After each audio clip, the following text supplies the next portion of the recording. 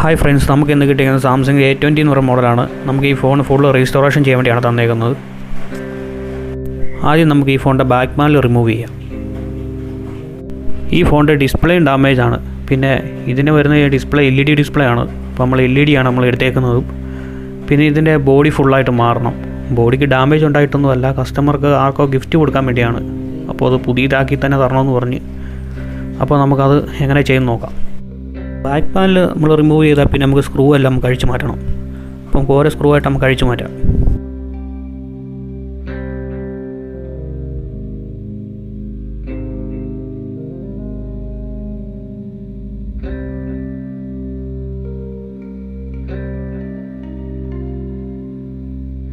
നമ്മൾ ഏകദേശം അതിൻ്റെ സ്ക്രൂ എല്ലാം നമ്മൾ ഊരി മാറ്റി. ഇനി മാറ്റാനുള്ളത് അതിൻ്റെ ബോഡി അഴിച്ച് മാറ്റണം.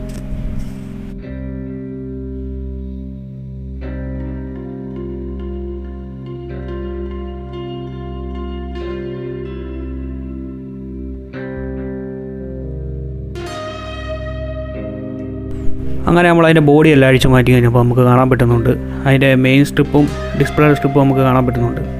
അതെല്ലാം നമുക്ക് സേഫായിട്ട് തന്നെ നമുക്ക് ഊരി മാറ്റാം. ഏത് ഫോൺ അഴിച്ചാലും അതിൻ്റെ ബാറ്ററിയുടെ സ്ട്രിപ്പ് നമ്മൾ മസ്റ്റായിട്ട് തന്നെ ഡിസ്കണക്ട് ചെയ്തിട്ടുണ്ടാണ്. അങ്ങനെ നമ്മൾ ഡിസ്പ്ലേയുടെ സ്ട്രിപ്പും നമ്മൾ വിത്തിന്ന് റിമൂവ് ചെയ്ത് ഇനി നമുക്ക് ഈ ഡിസ്പ്ലേ വിത്തിന്ന് അഴിച്ച് മാറ്റണം. ഇതിൻ്റെ ഡിസ്പ്ലേ ഇനി ഊരണമെങ്കിൽ നമുക്ക് ഈ ചാർജിങ് ബോർഡ് വിത്തിന്ന് റിമൂവ് ചെയ്ത് മാറ്റണം.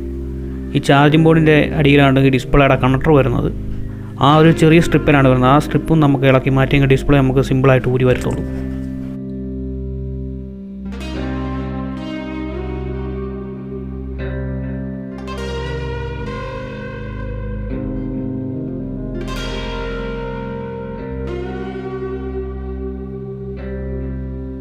അങ്ങനെ നമ്മൾ ആ ചെറിയ സ്ട്രിപ്പ് നമ്മൾ ഇവത്തിൽ നിന്ന് റിമൂവ് ചെയ്ത് ഇനി നമുക്ക് റിമൂവ് ചെയ്യാനുള്ള ഡിസ്പ്ലേ ആണ്. ഇനി നമുക്ക് ഡിസ്പ്ലേയും കൂടെ റിമൂവ് ചെയ്യാം.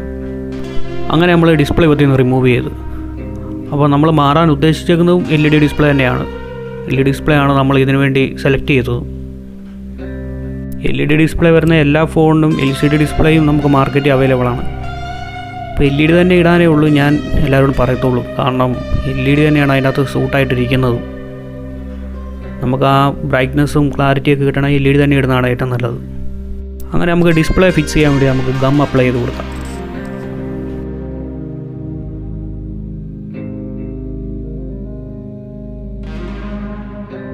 അങ്ങനെ ഗം നമ്മൾ ഫുൾ അപ്ലൈ ചെയ്ത് കഴിഞ്ഞു. ഇനി നമുക്ക് ഡിസ്പ്ലേ ഫിക്സ് ചെയ്ത് കൊടുക്കാം.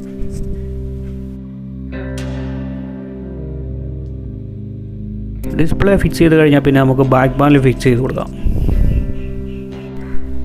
ഈ ബോഡിയാണ് നമ്മൾ ഫോണിൽ നിന്ന് റിമൂവ് ചെയ്ത് മാറ്റിയത്. നമ്മൾ ഈ ബോഡിയല്ല വെച്ച് കൊടുക്കുന്നത്. നമ്മൾ ഇതിനു വേണ്ടി പുതിയ റെഡ് കളറിൽ വാങ്ങിയിട്ടുണ്ട്. കസ്റ്റമറോട് ചോദിച്ചപ്പോൾ റെഡ് മതി എന്ന് പറഞ്ഞു. അങ്ങനെ നമ്മൾ റെഡ് സെലക്ട് ചെയ്തു. ഇനി നമുക്ക് ചെയ്യാനുള്ള പഴയ ബോഡിയിൽ നിന്ന് ഈ റിങ്ങർ ഊരി പുതിയതിനകത്തോട്ട് സെറ്റ് ചെയ്ത് കൊടുക്കണം. നമ്മൾ ഏത് ഫോണിന് ഫുൾ ബോഡി മാറിയാലും വില കൂടിയാലും കുഴപ്പമില്ല, നല്ലത് തന്നെ വാങ്ങിയിടാൻ ശ്രമിക്കണം.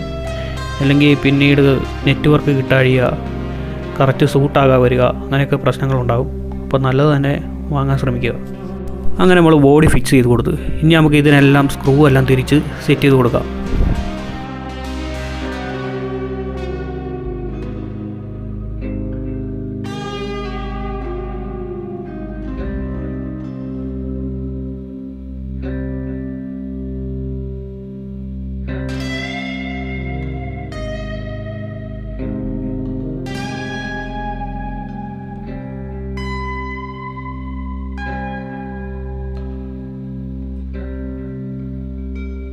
സ്ക്രൂ എല്ലാം ഫിക്സ് ചെയ്തതിന് ശേഷം നമുക്കിതിൻ്റെ ബാക്ക് പാനൽ ഗമ്മിട്ട് നമുക്ക് ഒട്ടിക്കണം.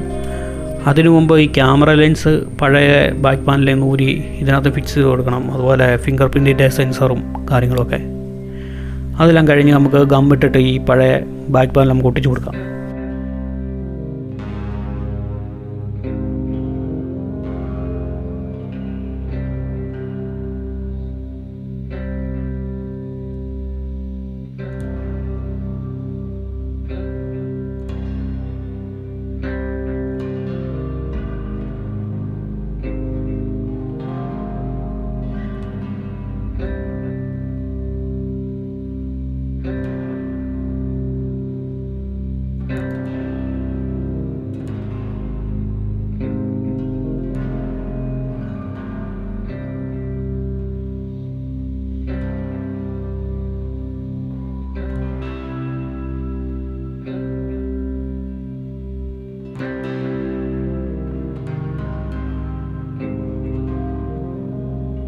ബാക്ക് പാനൽ ഒട്ടിക്കുന്നതിന് മുമ്പ് നമ്മുടെ പഴയ ബോഡിയിൽ നിന്ന് സ്പീക്കറിൻ്റെ ഒരു ഗ്രില്ലുണ്ട്. ആ ഗ്രില്ല് നമുക്ക് ഈ പുതിയ ബോർഡിലോട്ട് ഒട്ടിച്ച് കൊടുക്കണം. അല്ല ഡസ്റ്റൊക്കെ കയറി സ്പീക്കറിന് പതർച്ചയും കാര്യങ്ങളൊക്കെ വരും.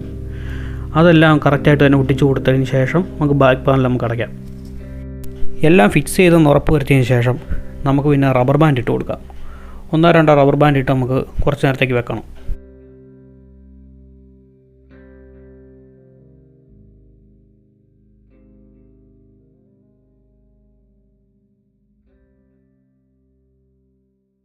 അപ്പോൾ ഓൾമോസ്റ്റ് നമ്മുടെ ഫോണിൻ്റെ വർക്കെല്ലാം കഴിഞ്ഞു. ഇനി നമുക്ക് ഈ ഫോണൊന്ന് പവർ ഓൺ ചെയ്ത് നോക്കാം. അങ്ങനെ നമ്മുടെ ഫോൺ ഓണായി. ഇതാണ് ഫോണിൻ്റെ ഫൈനൽ ലുക്ക്. അപ്പോൾ ഇതുപോലെയുള്ള വീഡിയോ ആയി നമുക്ക് വീണ്ടും കാണാം.